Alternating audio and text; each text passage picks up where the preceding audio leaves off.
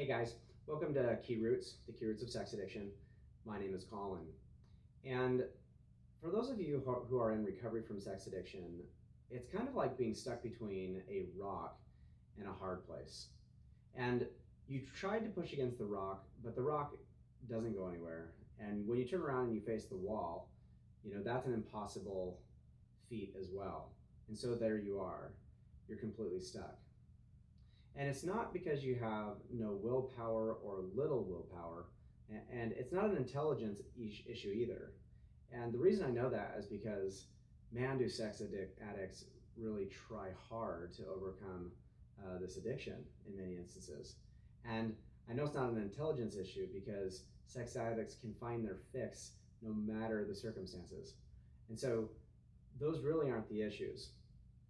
I think the true issue is that sex addiction is kind of like, an illness, kind of like, I'll say MS. It's really debilitating. And unless you get it under control, it can continue to metastasize and make life worse and worse. And so that's kind of what sex addiction is like. And I would also say that there is no cure for the disease. And so we're left with a situation where we need to manage it. Now, I do believe that sex addiction is manageable and that we don't necessarily have to act out anymore. But like Dr. Silkworth of the AA Big Book states, we need a moral psychology. And we today would more likely call moral psychology a miracle or a spiritual experience.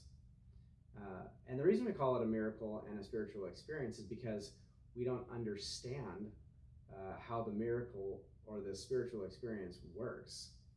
We do know that oftentimes individuals who work really hard at their recovery, they do their prayers possibly, they read, they write, they try really hard to overcome their sex addiction, but when they do it alone, the outcomes are pretty unsuccessful.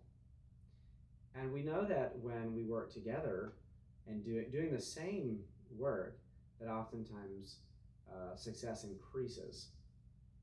And so getting together proves to be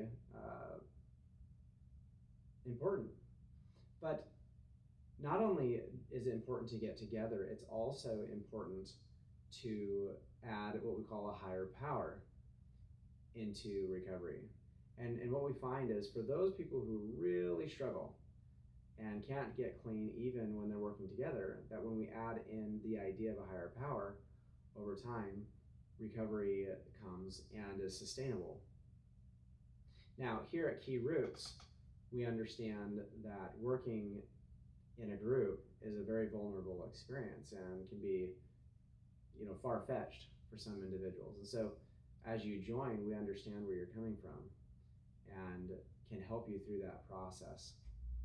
And on top of that, if working with people is difficult, working with this idea of a higher power, it can even be more difficult. And so we're here to help you think through that and discuss that option as well. Not that you're forced to believe in a higher power, but for some people, the idea of a higher power becomes mandatory because they've tried everything else. They've done it all except for include this idea of a higher power. And sometimes they've even tried that, but they haven't stuck with it for long enough for it to take hold. So here at Key Roots, for individuals who struggle with these principles, we're here to help guide you and walk you through this part of your recovery.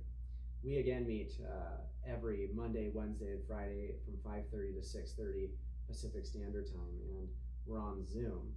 So if you would like to join us, you can just run over to keyroots.com, that's KIRUTZ.com, and that's where you'll be able to sign up. And if you don't want to sign up right away, that's okay. You can reach out to me, fill out the contact form, and we can just have a chat, and we'll go from there.